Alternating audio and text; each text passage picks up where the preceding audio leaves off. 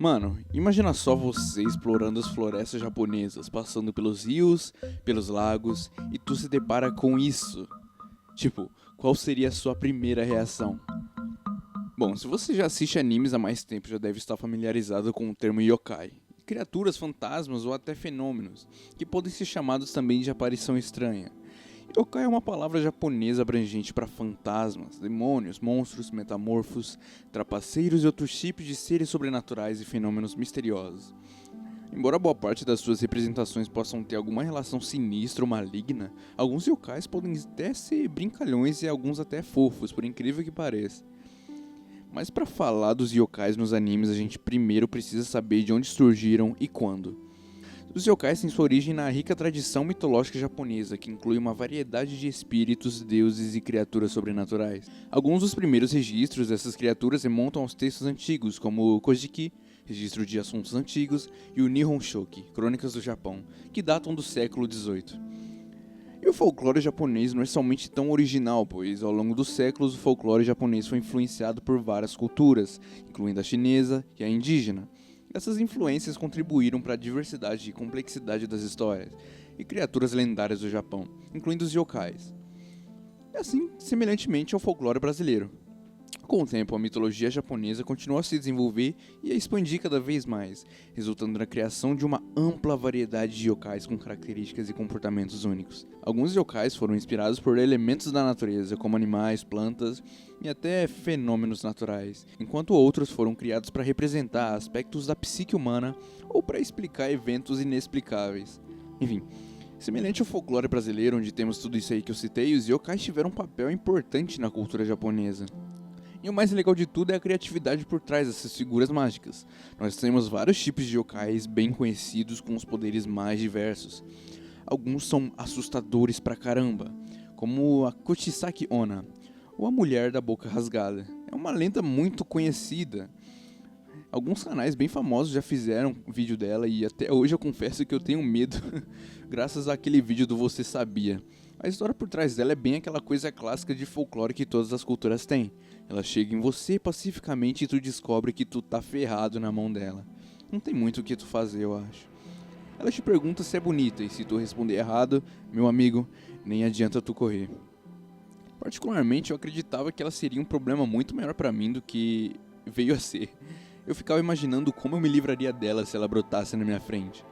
Bom, agora temos mais um yokai bem conhecido e retratado, que é o Kappa, que quem assiste One Piece está bem familiarizado com ele, que no arco de Wano temos lá o Kawamatsu, que é basicamente um Kappa bonzinho.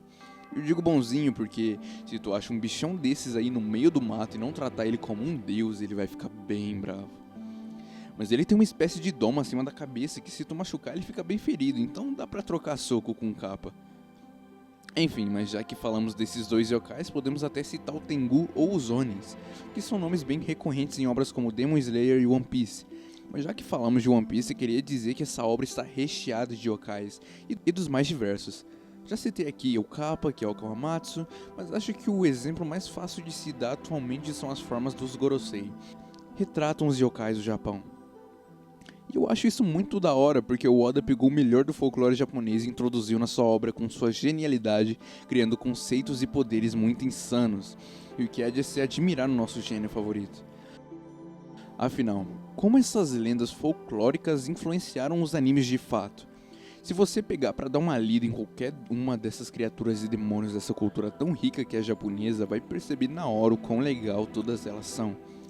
Temos representações em várias coisas, fora dos animes, inclusive, como templos, estátuas, pinturas ancestrais, e é tudo muito rico.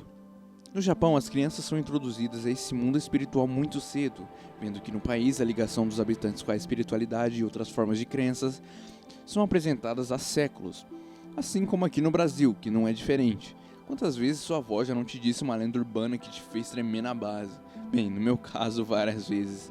E olha só como isso é poderoso, até hoje eu tenho medo de alguma delas, olha só. Ao longo da história japonesa, os yokais desempenharam vários papéis na sociedade, desde servir como explicação para eventos naturais, até serem usados como metáforas para explorar questões sociais e morais. Eles também foram frequentemente incorporados em rituais religiosos e festivais, onde eram adorados ou apaziguados para evitar sua ira.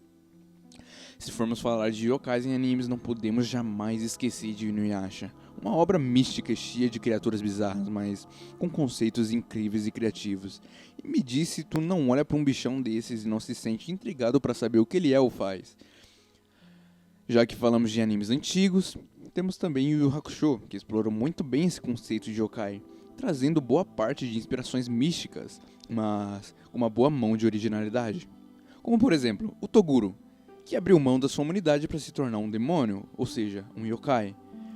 O que o faz dele uma espécie diferente de criatura. Mas, como eu disse anteriormente, o mundo espiritual é algo recorrente para os japoneses de todas as idades. Talvez ultimamente nem tanto, possa ter dado uma diminuída graças às pessoas estarem pesquisando mais e criando sua própria opinião. Então eu acredito que por terem tanta relevância até os dias de hoje, os yokais são retratados ou referenciados em todos os lugares. E isso do folclore e lendas ser relevante até hoje é tão verdade que ainda vemos lendas e mais lendas envolvendo a floresta de Aokigahara, a tão famigerada floresta amaldiçoada, onde pessoas vão lá e, só de estar lá dentro, dizem que sentem um impulso para cometer... Você sabe o que? Pois é, rapaziada, essas coisas são pesadas. Não vai pensando que yokai é brincadeirinha de criança igual nos animes que tem por aí afora. O próprio Demon Slayer conseguiu provar isso. Com os Onis, que são sim espécies de yokais, os tão famigerados demônios. Eles são tão poderosos e nocivos que chega a dar medo da presença maligna que eles transmitem mesmo estando do outro lado da tela. Falando em yokais poderosos, temos também que falar da raposa de 9 caudas, a Kurama, tão presente em Naruto. Afinal, boa parte do plot da história envolve-se nela. Uma raposa mítica de 9 caudas com poderes sobrenaturais. E ela é tão amada que até mesmo jogos e mídias de outros países a retratam, como no League of Legends com a Ahri, que tem 9 caudas e representa uma raposa. Mas eu percebi, cara, que os japoneses gostam bastante desse animal. Temos a Kurama, Kitsune, todas as raposas sobrenaturais com uma quantidade absurda de caudas. Coisa de doido mesmo. Mas pra mim, uma das melhores representações de yokais em animes talvez seja o Kurama. Não o de Naruto, mas o de Yu Yu Hakusho. Talvez não em veracidade, mas seus conceitos são bem legais e criativos, claro. Ele é simplesmente incrível, seu backstory, plot twist, ao descobrir sua idade e sua história com Yomi. Yu Yu Hakusho tá recheado de yokais incríveis. No Torneio das Trevas a gente percebe isso. Há várias representações de yokais bem conhecidos até. E outros bem assustadores, outros bem fofinhos e alguns muito maneiros. Mas esse conceito de yokai é bastante explorado no Arco dos Três Reis, com os demônios classe S e alguns com designs bem interessantes, diga-se de passagem. Os yokais continuaram a ser uma parte importante da cultura japonesa até os dias de hoje, aparecendo em uma variedade de formas de mídia, incluindo literatura, teatro, arte, cinema, jogos de videogame e, claro, animes e mangás. Sua presença na cultura popular japonesa serve como um lembrete da rica herança mitológica e espiritual do país. Já disse o que eu tinha de falar, basicamente. Acho que para os yokais e animes eu tinha só isso mesmo a dizer. Mas é claro que o assunto yokai é algo bem mais extenso que um vídeo desse tamanho poderia abranger, sabe? Eu tive essa ideia graças à sugestão dos meus manos aí que sugeriram em um dos posts do canal. Rapaziada, muito obrigado por continuarem dando sugestões. Nem toda mente criativa tem um estoque infinito de ideias. Sou muito grato pelos 3K, finalmente conseguimos alcançar algo que eu, de antigamente, nunca imaginava. Talvez existir um caminho nunca foi uma opção. Se inscreva aí pra dar aquela força, compartilhem, virem membros se quiserem. E se cuidem. Só mais uma coisa, não se atreva a se tornar um vazio.